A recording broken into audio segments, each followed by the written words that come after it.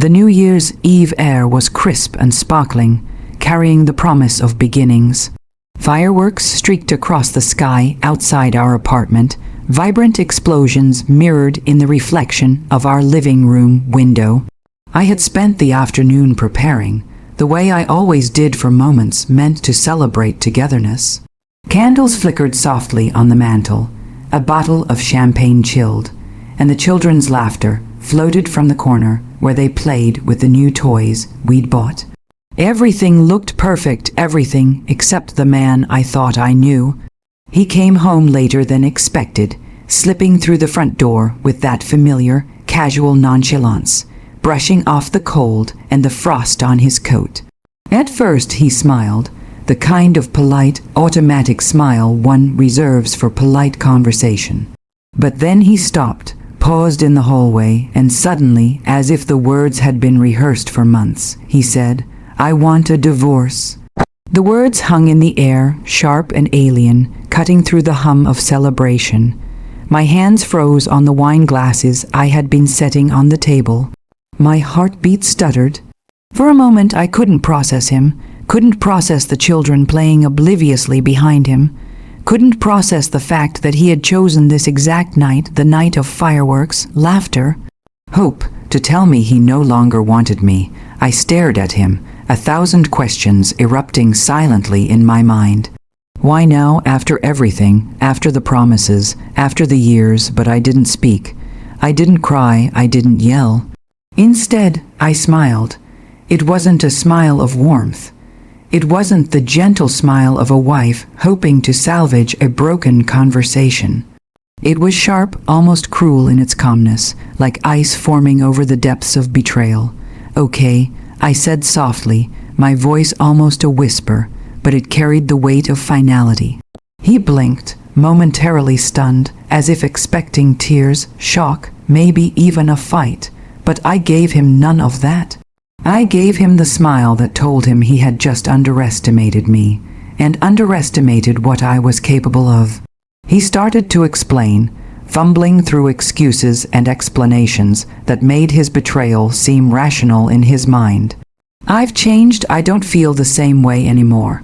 I can't," I nodded politely, letting him spill the words that should have torn me apart. But inside, something began to stir, a quiet, dangerous clarity. The betrayal was real, yes. The heartbreak was there, as sharp as the fireworks outside. But so was the awareness that I was finally awake, finally seeing him for who he truly was. The children, blissfully unaware, laughed at a toy that squeaked and spun across the floor. My chest ached with the sting of knowing I would soon have to protect them from the emotional turbulence that would follow. But right now, I allowed myself a moment of private reckoning, a moment where I could feel the shock, the humiliation, the searing hurt, and transform it into something potent. "New Year's Eve," he continued, his voice faltering. "I didn't plan it like this. I didn't mean." I let him talk. Let him try to justify the unthinkable. My smile never wavered. My agreement never faltered. Because I understood something he never would. Anger can be loud, revenge can be impulsive, but power, the kind that leaves a mark, comes quietly, calculated, inevitable. Finally, he left the room muttering, trying to convince himself that I was shattered, that I was broken. I watched him go, the fireworks casting brief, bright shadows over his retreating figure. And as I stood there, my chest tight with hurt and my mind whirring with the possibilities of what could come next, I realized that this New Year's Eve wasn't an ending. It was the beginning. The beginning of a life where I was no longer at the mercy of his whims. The beginning of a carefully orchestrated plan, a quiet revenge that would not destroy me but elevate me. And most importantly, the beginning of a journey where I would reclaim what was mine. Not in a fit of rage, but with the calm, relentless precision of someone who had learned the art of letting go. Strategically, for tonight, I smiled, and he didn't know the storm he had just unleashed. The days that followed his announcement felt surreal, as if I were walking through someone else's life. Friends called, family visited, all offering sympathy wrapped in disbelief. "How could you agree so calmly?" they asked. "How could you smile?" And I smiled again because they didn't understand. This wasn't surrender. This was strategy. Divorce papers arrived within a week. He expected anger, confrontation, tears, proof that his decision had hurt me irreparably. But I signed them with steady hands, carefully reading every line, weighing every word, every clause, every implication. And when it came to the children, I made the decision that would shock everyone, even him. I gave him custody. The words themselves, even written on paper, felt like a dagger twisting in my chest. But it was a dagger I held firmly. He had betrayed me. He had walked out of our marriage as if it were nothing, treating our years together as disposable. And in that moment, I realized the ultimate revenge wouldn't be retaliation in anger. It would be taking the weight of choice and wielding it deliberately. "You're giving him the children," my sister whispered over the phone, voice trembling with disbelief. "Are you insane?" I didn't answer immediately. I let her panic, let her imagine me as weak, broken, desperate. "No," I finally said, "I'm choosing my life. I'm choosing clarity. And I'm choosing to make sure the children aren't caught in a storm they can't understand." The court proceedings were a blur of voices, legal jargon, and formalities. Lawyers advised against it. Friends warned me that I'd be haunted by the decision forever. But every word, every warning, only reinforced my resolve. I was done being a victim, done playing the role he assumed I would play. My life, my mind, and eventually my heart were mine to reclaim. Signing over custody was not an act of surrender. It was a declaration of autonomy. I would not be chained to a man who had shattered the foundation of our family. I would not be tethered to a marriage built on illusions. The children would have a father who, in his flawed way, wanted to take responsibility. And I would have freedom, the kind of freedom I hadn't felt in years, buried under expectations, compromises, and his indifference. The first night after everything was final, I walked through the empty apartment alone. The silence was deafening. The children's laughter, once a constant melody, had vanished into echoes. And yet, I felt something unexpected, relief. Pain, yes, sharp, piercing, but also an unfamiliar weight lifting, replaced by clarity and purpose. I poured myself a glass of wine and sat by the window, watching the city lights flicker against the dark sky. I allowed myself a quiet smile, one that was not bitter, not bitterly triumphant, but steady and knowing. I had given up everything, and in doing so, I had gained more than he could ever imagine: agency, power. Life reclaimed. In the weeks that followed, I began to rebuild. I enrolled in classes I had long abandoned, poured myself into work I had neglected, and rediscovered the parts of myself I had lost in the roles of wife and mother. Each step forward was a silent, invisible revenge. Every success, every smile, every new connection I made reminded me that his departure had not destroyed me, it had ignited me. Occasionally, I caught glimpses of him, through mutual friends, social media updates, even at the school where the children went. He looked confident, triumphant even, but I saw the cracks beneath the surface. The sudden weight of responsibility, the reality of parenting alone, the hollow victory of taking custody, it all lingered in his eyes. And I knew with a quiet, unshakable certainty that my smile, my calm, my choice had unsettled him far more than any argument ever could. Letting go was my weapon. The world thought I had surrendered everything. He thought he had won. But in truth, I had orchestrated the beginning of a reckoning, one that didn't need shouting or rage to make him feel the loss. That night, as I sat alone in the dark, I whispered to myself what I had long refused to admit aloud: freedom is the sweetest revenge. And in the quiet, in the absence of tears and tantrums, I allowed myself to finally believe it. Because this was only the beginning. The first few months after the divorce passed like a slow, deliberate heartbeat. Life had shifted into a rhythm that was unfamiliar, yet intoxicating. I woke each morning not to the demands of a husband's whims, not to the subtle disappointments of a marriage fraying at the seams, but to myself. For the first time in years, my mornings belonged solely to me. I immersed myself in work and passion projects I had long abandoned. The small writing desk by the window, once a repository of half-finished dreams and abandoned sketches, became my sanctuary. Pages filled with words I hadn't dared to say aloud, thoughts I had buried under years of compromise. I painted, I wrote, I spoke in ways that were unapologetically mine. With each project completed, each small recognition earned, I felt the intoxicating thrill of freedom, the kind that doesn't roar but hums steadily, deep and unshakable. He noticed. Not directly, he didn't dare approach, didn't dare confront. But news traveled fast, through mutual friends, through social media, through whispered updates of achievements, milestones, and accolades. I began to see the cracks in the armor of his so-called victory. He had taken the children, assumed the triumph of control, but he hadn't anticipated the truth, that I had been merely dormant, waiting for the right moment to rise. One evening I hosted a small gathering to celebrate a professional accomplishment. A book launch, a work promotion, an award, the specifics hardly mattered. The room was filled with laughter, the clinking of glasses, the warmth of admiration directed entirely at me.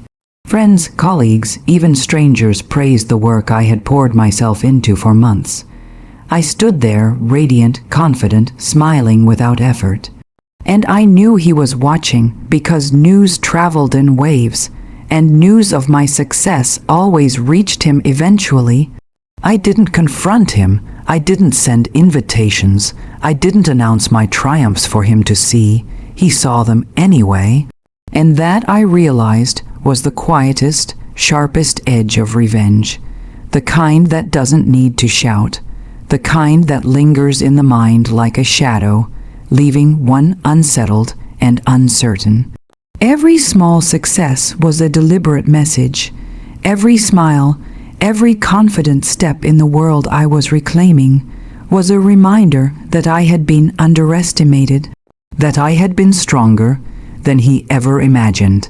And with each passing day, I watched him flounder in subtle ways.